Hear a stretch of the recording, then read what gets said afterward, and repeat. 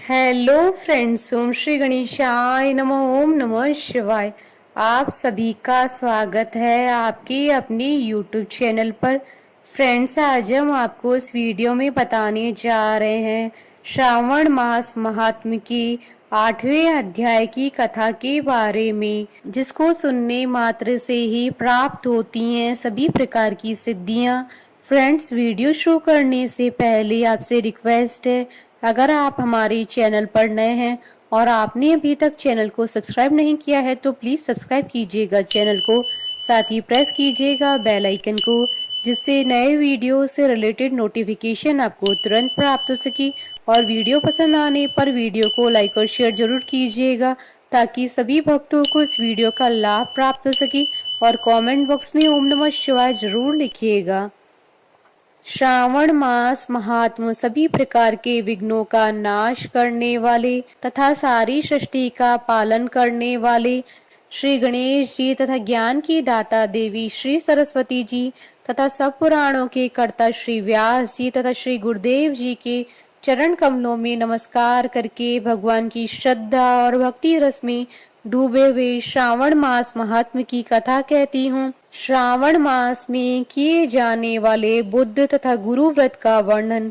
ईश्वर बोले, हे सनत कुमार, अब मैं समस्त पापों का नाश करने वाले बुद्ध गुरु व्रत का वर्णन करूंगा, जिसे श्रद्धा पूर्वक करके मनुष्य परम सिद्धि प्राप्त करता है। ब्रह्मा जी ने चंद्रमा को ब्राह्मणों के राजा के रूप में अभिषिक्त किया। किसी समय उसने रूप तथा यौवन से संपन्न तारा नामक गुरु पत्नी को देखा। उसकी रूप संपदा से मोहित होकर वह काम के वशीभूत हो गया और उसे उसने अपने घर में रख लिया। इस प्रकार बहुत दिन बीतने पर उसे बुद्ध नामक एक पुत्र हुआ, जो बुद्धिमान, सौंदर्यशाली तथा सभी शुभ लक्षणों से युक्त था। गुरु बृहस्पति को ज्ञात हुआ कि तारा चंद्रमा के घर में स्थित है। तब उन्होंने चंद्रमा से कहा कि मेरी पत्नी को वापस कर दो। अनेक तरह से समझाने पर भी जब चंद्रमा ने तारा को वापस नहीं कर दिया, तब बृहस्पति ने देवताओं की सभा में जाकर देवराज इंद्र को यह वृतांत बतलाया और कहा, हे शक्र, आप देवताओं के राजा हैं, अतः अपनी आज्ञा से आप उसे दिलाएं, अन्यथा उस चंद्रमा के द्वारा किया गया पाप आपको ही निसंदेह लगेगा, क्योंकि शास्त्र निर्णय के अनुसार प्रजा के द्वारा किए गए पाप को राजा भोगता है। पुराण में भी ऐसा कहा गया है कि दुर्बल का बल राजा होता है। गुरु का यह वचन सुनकर चंद्रमा ने कहा, मैं आपकी आज्ञा से तारा को तो दे दूंगा, किंतु इस पुत्र को नहीं दूंगा। शास्त्र के अनुसार विचार करके देवताओं ने उस बुद्ध को चंद्रमा को दे दिया।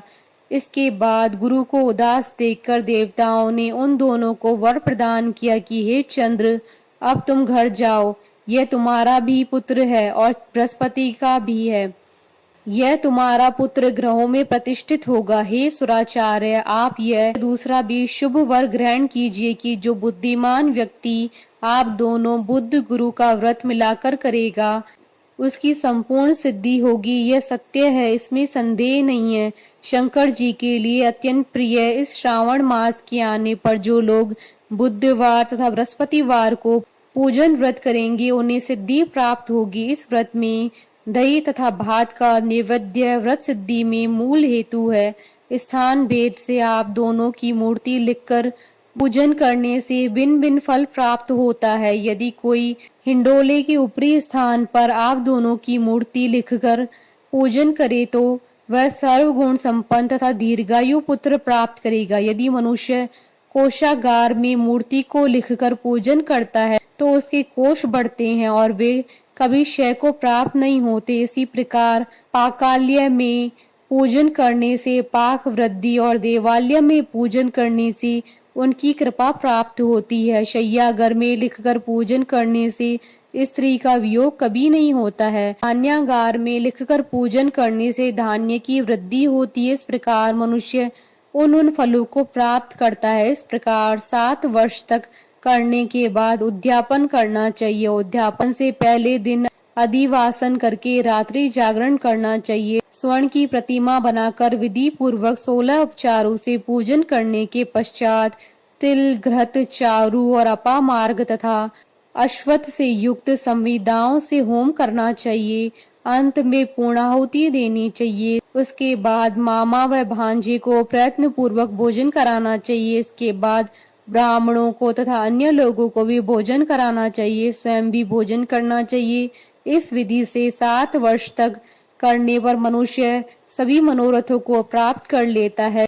जो इसे विद्या की कामना से करता है वह वेद व शास्त्र की अर्थों को जानने वाला होता है।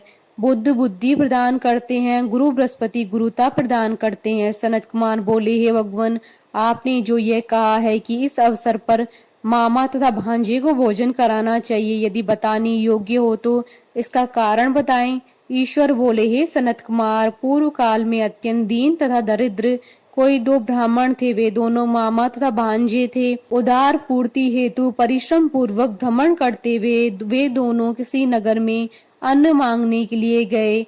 उन्होंने घर घर में श्रावण मास में प्रत्येक वार को उस वार का व्रत होते हुए देखा, किंतु कहीं भी बुद्ध गुरु का व्रत नहीं देखा। तब उन्होंने बहुत देर तक परस्पर विचार किया कि सभी वारों का व्रत तो सर्वत्र दिखाई पड़ रहा है, किंतु बुद्ध गुरु का कहीं नहीं आता है। क्योंकि यह व्रत अनिवार्य है, इसलिए हम दोनों को चाहिए कि इस शुभ व्रत का अनुष्ठान आदर पूर्वक करे। किंतु हे सनत कुमार, इसकी विधि न जानने के कारण वे दोनों संशय में पड़ गए। तब रात्रि में उन्हें स्वप्न में इस व्रत की विधि दृष्टिगोचर हो गई। इसके बाद उन्होंने उसकी विधि के अनुसार व्रत को किया, जिससे उन्होंने अपार संपदा प्राप्त की।